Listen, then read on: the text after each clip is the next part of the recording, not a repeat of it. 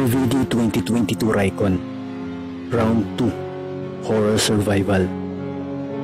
Walang natitirang buhay ni Blank Canvas. Nagising si Sander sa kakaibang ingay sa labas ng kanyang silid.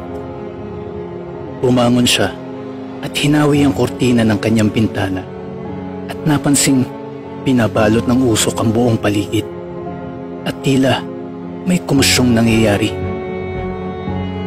Habang nakatingin sa labas, ay biglang kumalabog ang kanyang bintanang gawa sa salamin. Umungad sa kanya ang isang lalaking may kakaibang itsura. Kulay abo ang kulay nito at unti-unting nagsisilabasan ang mga itim na ugat sa kanyang mukha. "Tulungan mo ko!" Ang sabi nito na naintindihan lamang ni Sander sa pagbabasa ng labi nito. Napansin niyang may humihila rito at gayon na lamang ang pagkabigla niya. Nang ilang sandali pa ay bumulwak ang dugo mula sa bibig ng lalaki kasabay ng paglabas ng kulay itim na galamay mula sa bibig nito. Naging kulay pula ang mata ng lalaki at tila unti-unting nauupos ito. Mabilis na umupo mula sa pagkakatayo si Sander dahil sa labis na pagkabigla. "Teka, ano bang nangyayari?" Kinuha niya ang telepono at pinuksan ang kanyang social media. At doon niya nalaman na isang epidemya ang kumakalat sa buong bansa. Isang misteryosong nilalang na di alam kung saan nanggaling. Ginagawang halimaw o hindi naman kaya ay pagkain ang bawat tao o hayop na madaanan nito sa pamamagitan ng itim na likidong nagmumula sa bibig at mga galamay nito. Ilang sandali pa ay may narinig na parang nabasag na salamin si Sander mula sa likod ng kanilang bahay. Pinuntahan niya ito at nakita niyang nakatalikod roon ang kanyang ama. "Pa, ano pong nangyayari sa labas?" Tanong niya rito, pero hindi siya nito sinagot. Sa halip ay lumingon lamang ang ulo nito at ang katawan ay nakatalikod pa rin. Marahang naghihiwalay ang kanyang mukha na bumubuka na parang tila isang bulaklak na mayroong maraming mata na nakapalibot sa bawat galamay nito. Habang nasa gitna naman ay matatalim na mga ngipin. Tumalikod si Sander para tumakas, pero nahawakan ito ang isa niyang paa at hinihila siya para kainin. Maswerteng naabot niya ang isang baseball bat at hinampas na ito sa galamay ng nilalang na may hawak sa kanya. Kaya't nagkaroon siya ng pagkakataon para makatakbo. Natatarantang naghanap ng ibang malalabasan si Sander dahil nakasunod pa rin ang galamay ng nilalang sa kanya.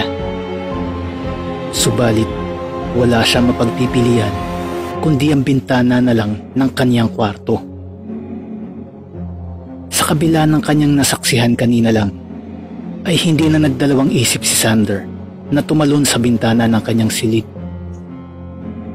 Ipinikit niya ang kanyang mga mata habang binabasag ang bintana gamit ang kanyang katawan para makalabas dahil sa hindi niya ito magawang buksan.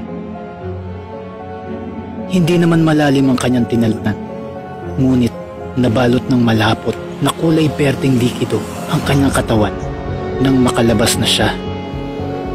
Hindi maintindihan ni Sander kung ano ba talaga ang nangyayari. Gayong maayos naman ang lahat kahapon at biglang ganito na lang lahat pagising niya. Habang tila natutulala sa mga nangyayari, ay biglang may bumangga sa kanya na isang babae na puno ng dugo ang damit. Pareho silang natumba at nagkatitigan. "Hindi ka infected?" Sabi ng babae at mabilis na tumayo at hinila si Sander papunta sa kung saan.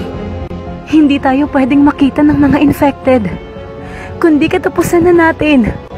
Tugtong ng babae habang tumatakbo sila.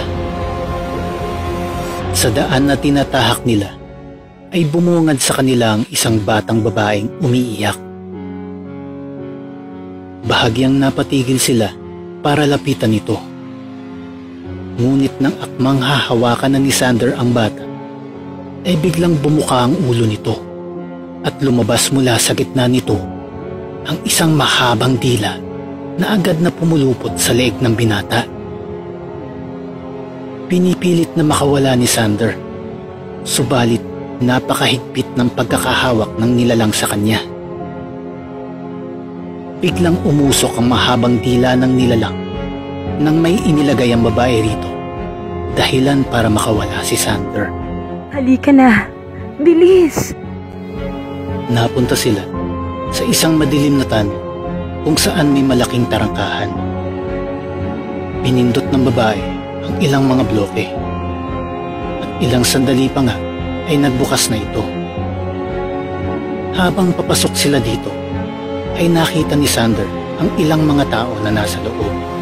Hindi pa sila nahahawaan. Subalit hindi rin namin alam kung hanggang kailan tatagal ang lahat na walang sapat na pagkain at tubig. Ako nga pala si Hela. Paano ba nagsimula ang lahat ng ito? Maayos naman ang lahat kahapon ah. Tapos, nang gumising ako, ganito na lahat? Naaalala mo ba ang lindol kahapon? Akala ng lahat, ordinaryong aftershocks lamang ang mga sumunod. Ngunit hindi nila alam na ang dahilan ng mga pagyanig ay ang mga kakaibang nilalang na nagsilabasan mula sa ilalim ng lupa. At unti-unti nila tayong inuubos sa Sander. Mahabang litanya ni Hela. At habang nasa kanilang pag-uusap ang dalawa, ay bigla na lamang umuga ang lupa, dahilan para magsigawan ang lahat ng nasa loob ng tunnel. Nagsiiyakan ang lahat, lalo na ang mga bata. Pinakalma ni Hela ang mga kasamahan. Biglang huminto ang pagyanig, nang biglang isang malakas na pagsabog ang nangyari at nawasak ang dingding ng kanilang pinagtataguan. Lumabas mula rito ang mga higanteng nilalang na parang mga linta. Subalit bumubuka na parang mga bulaklak ang kanilang mga ulo. Kinakain nilang lahat ang mga tao sa loob. At habang iwinawasiwas nila ang kanilang katawan, ay nagtitilamsikan ang kulay itim na likido. Napansin nila Sander na parang namimilipit sa sakit ang ilan sa kanila at unti-unting nagbabago ng anyo ang mga ito. Gumagapang sa kanilang mga katawan ang mga itim na ugat pati sa kanilang mukha. Nang maging kulay pula na ang kanilang mga mata, ay kusang bumubuka na rin ang kanilang mga ulo gaya ng mga naunang nakita nila Sander. Nakita nila kung paano ipasok ng mga ito ang galamay nila sa katawan ng mga tao na hindi na natalsikan ng itim na likido mula sa katawan nila. Parang sigarilyong tila nauupos ang isang lalaki nang ipasok ng isa sa mga na-infect ang galamay nito sa kanyang bibig. Nagsilabasan na mula sa kanyang mata at tenga ang kanyang dugo. Lumuwa na rin ang kanyang mga mata at tila kinakain nito ang lahat ng nasa loob ng kanyang katawan hanggang sa numipis ito at unti-unting nalulusaw na parang yelo hanggang sa maging itim din na likido. Halika Hela, tumakas na tayo. Hindi maligtas dito. Wika ni Sander, sabay hila sa babae palayo. Sinusundan sila ng ilan sa mga nahawaan. Hindi na nila nagawa pang mailigtas ang mga kasama dahil sa sobrang bilis ng mga pangyayari. Napakabilis kung tumakbo ng mga ito at pilit silang inaabot ng mga galamay ng mga na-infect.